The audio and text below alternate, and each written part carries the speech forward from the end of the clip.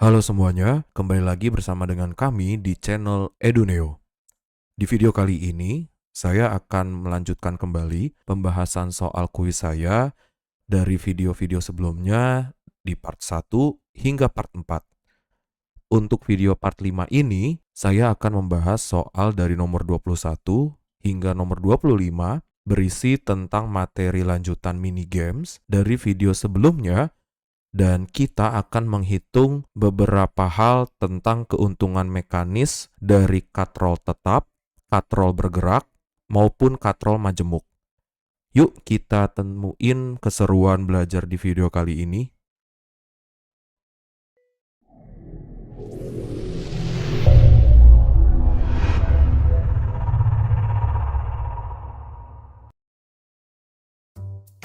Untuk dua nomor pertama, saya akan mereview mengenai perhitungan tuas, disertai nanti ada sedikit cara cepat seperti janji saya di video part keempat mengenai perhitungan tuas ini ya teman-teman. Saya mulai dari nomor 21, soalnya seperti ini. Lagi-lagi ada gambar dari pet Colorado nih. Hehe. Ini merupakan kombinasi dari apa yang sudah kita pelajari bersama di video part keempat. Yang saya tanyakan adalah kemanakah anak perempuan ini harus digeser supaya jungkat-jungkit ini menjadi seimbang. Nah, ini ada perempuan ya, masanya 30 kg, ada di titik nomor 4. Nah, di sisi lain ada dua objek. Jadi di soal ini saya mengkombinasikan antara soal objek majemuk dengan pergeseran jarak sebuah objek. Nah, di sisi yang sebelah kiri ini ada objek batu dengan massa 4 kg berada di titik nomor 6, dan juga seekor anjing kecil masanya 6 kg berada di titik nomor 1. Sehingga yang diketahui yang pertama ini untuk objek pertama M1-nya 4 kg dan L1-nya 6, M2-nya adalah 6 kg, L2-nya adalah 1 satuan, dan yang ketiga itu untuk objek ketiga yaitu 30 kg, L3-nya adalah 4. Nah, seperti di video sebelumnya, untuk menentukan kemana perempuan ini harus digeser, saya melambangkannya dengan L3 aksen, atau menentukan jarak seharusnya si perempuan ini ada supaya seimbang dari jungkat-jungkit ini, dari titik tumpunya. Oke? Nah, perhitungannya sama. Syarat supaya seimbang adalah total dari hasil kali setiap beban itu harus sama dengan perkalian beban yang di sisi satunya lagi. Sehingga 4 kg ini saya kalikan 6 menjadi 24 kontribusi bebannya. Untuk anak anjing ini 6 kg dikali 1 sehingga kontribusi bebannya menjadi 6. Sehingga untuk total beban yang ada di sebelah kiri jungkat-jungkit itu menjadi 24 ditambah 6 yaitu 30. Nah, 30 ini sama dengan M3 dikali L3 aksen. M3-nya saya ganti menjadi 30, dan juga L3 aksennya itu adalah titik sebenarnya yang akan kita gunakan. Jadi L3 yang 4 ini kita pending untuk kita cocokkan apakah betul L3-nya 4 atau salah. Kalau salah, kita perlu geser perempuan ini. Nah, karena tadi di sebelah kiri total bebannya ada 30, maka 30 dengan 30 yang ada di sebelah kanan sama dengan ini bisa kita coret ya. Nah, karena kita coret 30 ini bukan berarti jadi 0. Kalau 0 artinya 30 dikurang 30. Karena ini 30 dibagi 30, maka hasilnya menjadi 1 satuan. Sehingga titik atau jarak sebenarnya si perempuan dari titik tumpu ini adalah 1 satuan. Nah, karena harusnya ada di angka 1, sementara dia di angka 4 adanya, maka perempuan ini wajib digeser sejauh 3 satuan ke arah kiri.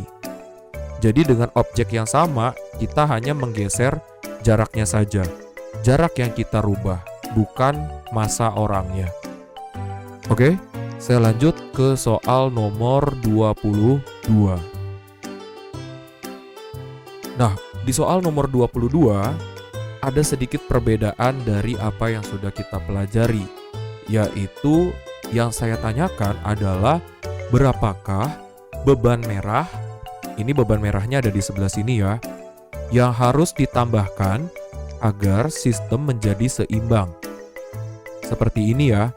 Jadi dalam hal ini pot bunga ini dia lebih berat daripada si batu merah ini. Nah, berapa benda merah ini yang harus ditambahkan di titik yang sama supaya jungkat-jungkit ini seimbang? Nah, pertama kita tulis dulu apa yang diketahui. Yang diketahui untuk objek pertama masanya adalah 10 kg. Di sini saya buat walaupun ya konteks pertanyaan dari aplikasinya bukan ini, tapi saya berusaha untuk mengganti tipe soalnya ya. Nah, di sini masanya 10 kg saya buat, kemudian jarak dari titik tumpunya atau L1-nya 8. Untuk benda merah ini, beban merah ini yang 10 kg jaraknya adalah 2 satuan. Nah, yang saya tanyakan sama seperti nomor sebelumnya, hanya saja di sini kita mencari massa yang sebenarnya. Kalau tadi jarak yang sebenarnya. Sehingga untuk soal nomor ini yang saya tanyakan adalah M2 aksen. Nah, untuk mencari M2 aksen, kita harus menentukan massa yang harus ditambahkan. Kira-kira berapa? Caranya seperti ini. M1 yang 10 si massa potnya dikali 8. Berarti total beban yang ada di sebelah kiri 80. Karena harus seimbang, maka sama dengan M2 aksen ini bukan pakai 10 ya, sama seperti jarak sebelumnya. Di sini M2 aksennya kita biarkan dikali L2-nya 2. Jadi ketika kita mau mencari massa yang ditambahkan, konsekuensinya jaraknya tetap segitu. Tapi kalau kita menanyakan jarak harus digeser, berarti objeknya sama, massanya sama, gitu. Nah, sehingga di sini 80 dengan 2 bisa kita sederhanakan sama-sama bagi 2, menyisakan M2 aksen sama dengan 40 kg. Nah, karena di gambar ini 10 kg sementara kita maunya 40 kg, artinya massa yang harus ditambahkan sebesar 30 kg.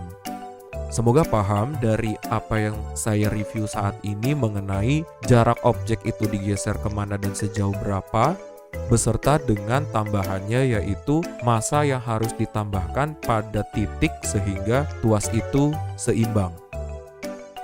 Kita lanjut ke cara cepat nih. Nah, ini biasanya anak-anak suka kalau dikasih cara cepat. Saya ambil dari soal nomor 10 dengan saya gandakan 2 gambarnya karena ada 2 cara yang berbeda. Masih sama pertanyaannya, saya di sini menanyakan kuasa. Nah, seperti yang saya sudah katakan bahwa rumus dari W dikali LB sama dengan F dikali LK itu adalah rumus yang mengadopsi materi matematika tentang perbandingan berbalik nilai. Artinya, kalau yang satunya dikali, maka yang satunya dibagi. Kalau yang satunya dibagi, maka yang satunya dikali. Nah, yang satu itu apa? Jadi, di sini kita membandingkan 2 buah sisi, total beban yang kiri dengan total beban yang kanan. Kan seperti itu ya, prinsip perhitungannya. Nah, sehingga objek-objek yang ada di sebelah kiri bisa kita bandingkan dengan sebelah kanan. Jadi, lengan itu bisa kita bandingkan dengan sesama lengan. Begitu.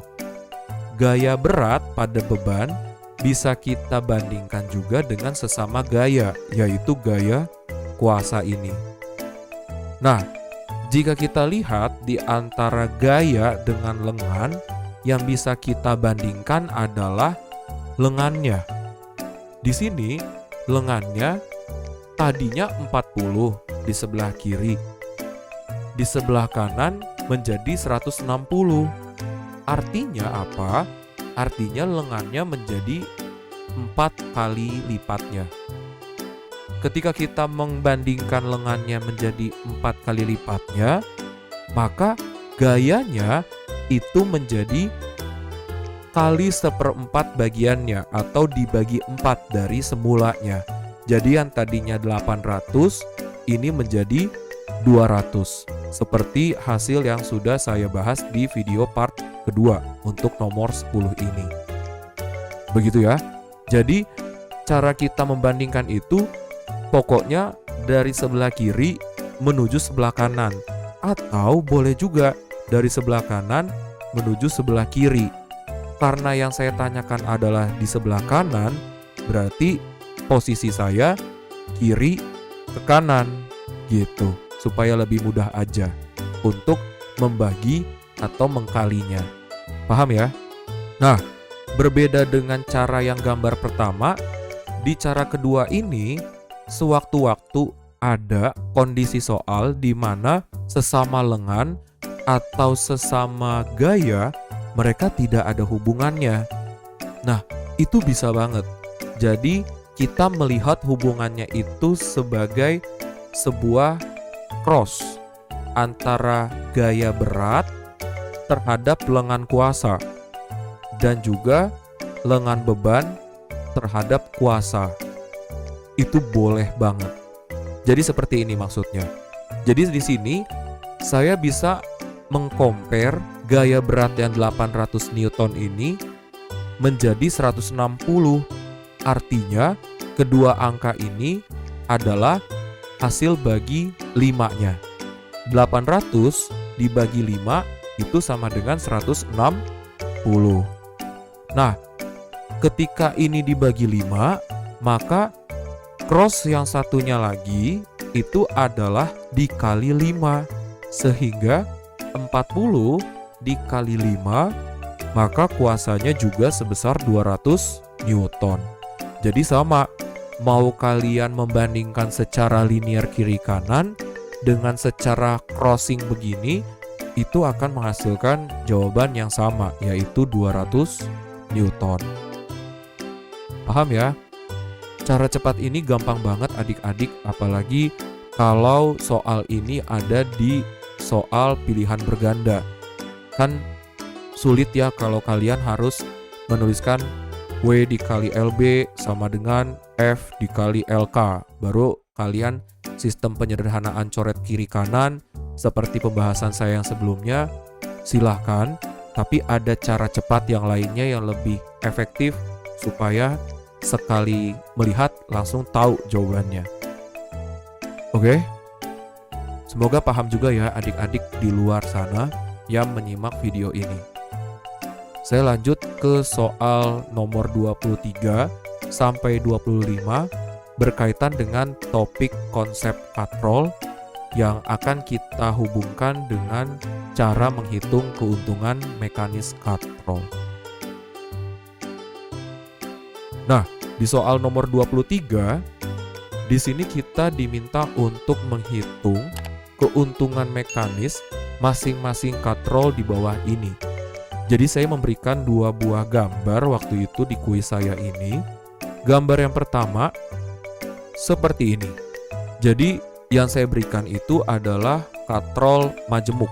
Nah, katrol majemuk itu berasal dari kombinasi antara 2 jenis katrol utama, yaitu katrol tetap dan juga katrol bergerak.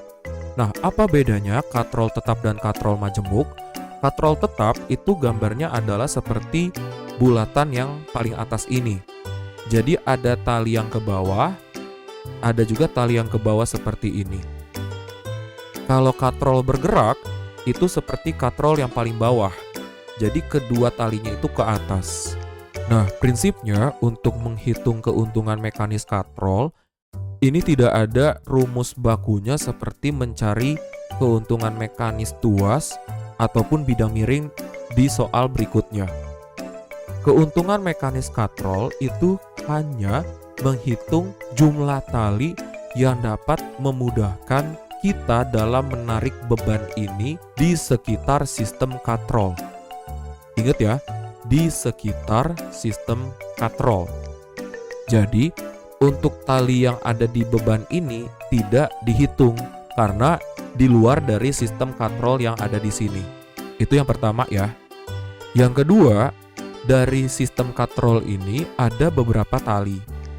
Nah, tali yang biasanya kita hitung itu adalah katrol tetap dan katrol bergerak seperti yang sudah saya sebutkan. Untuk katrol tetap, ada dua jenis tali yang akan digunakan. Satu, biasanya tali ini berhubungan langsung dengan katrol yang lain. Yang satunya lagi adalah tali yang untuk tangan kita. Biasanya kalau katrol tetap ini arahnya ke bawah ya. Sehingga untuk tali yang ke bawah ini, dia tidak memberikan kontribusi untuk memudahkan kita menarik beban. Karena logikanya, di setiap katrol-katrol ini yang bergerak untuk memudahkan kita itu adalah tali-tali yang menempel di katrol ini masing-masing satu sama lain, bukan yang ada di tangan kita. Tali yang di tangan kita ini tergantung dari kita sebagai kuasa. Gitu ya.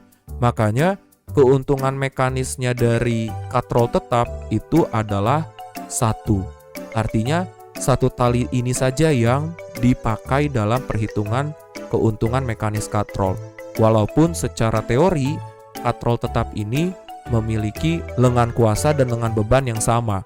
Sehingga kalau lengan kuasa dengan lengan bebannya sama, misalnya sama-sama 2, berarti kan perhitungannya LK dibagi LB. Berarti 2 dibagi 2, hasilnya 1. Jadi KM-nya untuk katrol tetap itu 1. Satu tali yang dihitung. Nah, berbeda dengan katrol bergerak. Kalau katrol bergerak, pasti kedua talinya ini memiliki kontribusi untuk memudahkan kita. Dia ada di sistem katrol ini, pasti. Gitu. Jadi beda antara katrol tetap dengan katrol bergerak. Sehingga dari gambar pertama katrol ini memiliki keuntungan mekanis 4. Taunya dari mana? Taunya katrol yang ini memiliki tali yang ini kita hitung sebagai tali pertama, ini tali kedua, ini tali ketiga, dan ini tali keempat. Begitu. Karena tali-tali ini berasal dari katrol-katrol yang bergerak. Jadi tali yang ini sama tali yang ini berasal dari katrol bergerak yang ini. Tali yang tengah ini berasal dari katrol bergerak yang kecil ini nih, yang ketiga, yang kedua dari bawah. Jadi untuk menentukan keuntungan mekanis dari setiap sistem katrol majemuk, tinggal kita hitung jumlah tali yang menggantung. Kecuali tali pada beban dan juga tali kuasa yang arahnya ke bawah. Nah, ada nggak tali katrol yang arahnya ke atas? Ada. Kalau tali katrol ini orangnya ada di atas. Nah, jatuhnya kalau dia ke atas, berarti si tali F-nya ini mengikuti katrol bergerak. Berarti nanti tali F ini dihitung sebagai tali untuk menentukan keuntungan mekanis katrol ini. Ya, jadi tergantung dari arah tali F-nya. Untuk gambar yang kedua, seperti ini. Nah, coba adik-adik pause dulu gambar katrol ini. Silakan tentukan berapa keuntungan mekanis katrol ini. Nah, untuk sistem katrol majemuk kali ini, keuntungan mekanisnya sebesar 8. Semoga banyak yang benar ya. Karena di sini ada beberapa tali dari katrol bergerak. Jadi di sini ada katrol bergerak itu ada 1, 2, 3, dan 4. Untuk katrol yang paling atas ini merupakan katrol tipe tetap. Artinya tali yang sebelah kiri ini saja yang dihitung nantinya. Sehingga untuk total tali yang menggantung ada 1, 2, kemudian di sini 3, ini 4, 5, 6, 7, 8. Jadi ada 8 tali yang menggantung yang siap membantu ember ini bisa naik ke atas. Paham ya? Bagaimana cara menentukan KM dari katrol ini? Soal ini sangat mudah, untuk katrol tidak ada yang susah, kita hanya menghitung tali yang menggantung. Oke? Saya lanjut ke soal nomor 24. Nah, di soal nomor 24, ini saya akan lebih upgrade tingkat soalnya dengan cara menanyakan kuasa. Di sini kuasa itu adalah F dan ada juga 60 Newton. 60 Newton itu adalah gaya berat dari beban yang diangkat oleh katrol ini. Gitu ya. Nah, dari gambar sistem katrol ini yang pasti kita bisa menentukan berapa km katrol ini. Coba di pause berapa km katrolnya. Nah, jawabannya adalah 3. Kenapa? Karena tali yang kita hitung hanya tali ini, dan juga tali ini. Yang ini tidak kita hitung karena arah talinya ke bawah, bukan ke atas. Nah, sehingga karena km katrolnya 3 dan gaya berat bebannya atau W kecilnya 60 Newton, ditanya adalah F, maka kita memanfaatkan rumus dari km total.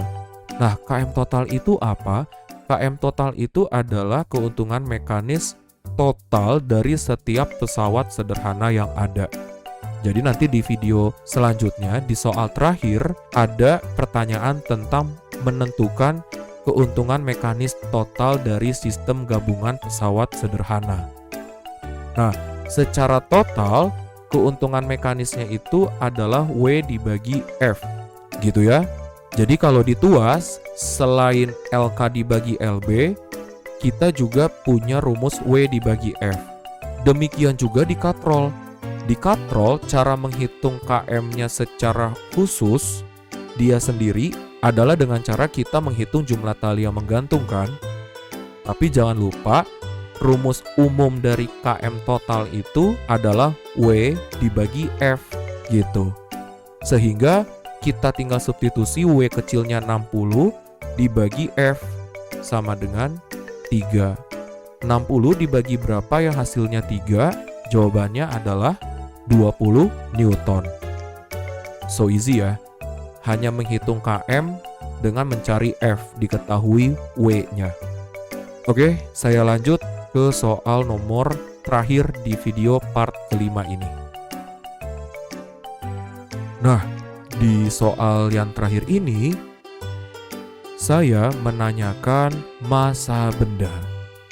Nah, di video part sebelumnya, saya sudah memperkenalkan kalau tiba-tiba nih kita diperhadapkan dengan soal menanyakan massa benda.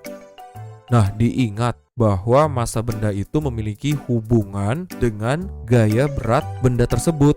Jadi kalau massa benda yang satuannya kilogram mau kita ubah menjadi gaya berat yang satuannya Newton, tinggal kita kalikan gravitasi yaitu 10. Sebaliknya, kalau kita memiliki gaya berat yang satuannya Newton, mau kita ubah menjadi massa yang satuannya kilogram, kita bagi 10 nantinya. Nah, di gambar ini, seperti biasa, coba tentukan berapa keuntungan mekanis katrol ini ya. Nah, keuntungan mekanis dari katrol ini adalah 5. Semoga banyak yang benar ya, dan semoga semakin paham nih sama katrol-katrolan. Jadi tali katrol yang kita hitung adalah ini, dan juga ini. By the way, untuk gambar katrol ini saya mengambil dari gambar sumber literasi yang lain, tetapi saya modifikasi untuk gaya kuasanya menjadi 100 Newton ya. Nah, jadi F-nya itu sama dengan 100 Newton. Keuntungan mekanis katrolnya 5. Nah, dengan menggunakan konsep yang sama, W dibagi F, kita bisa menentukan W kecilnya dengan cara W kecil dibagi F-nya itu 100 sama dengan 5. Berarti kalau kita mau mencari W per 100 ini kita pindah ruaskan menjadi kali 100. Berarti 5 dikali 100 hasilnya 500 Newton. 500 Newton kita ubah, kita downgrade menjadi kilogram, tinggal kita bagi 10. Sehingga massa bendanya adalah 50 kg. Begitu ya untuk pembahasan soal nomor 25. Demikian pembahasan soal kuis saya tentang konsep perhitungan tuas, dan ada sedikit nih cara cepat mengerjakan soal tuas sederhana beserta bagaimana sih cara kita menghitung keuntungan mekanis katrol, menentukan gaya beratnya, dan gaya kuasanya di video kali ini. Dan di video selanjutnya, di part terakhir, kita akan mempelajari satu pesawat sederhana lagi nih, yakni bidang miring yang gak kalah menariknya. Penasaran kan bagaimana mudahnya soal saya lagi? Simak penjelasan video saya selanjutnya ya adik-adik. Terima kasih and see you.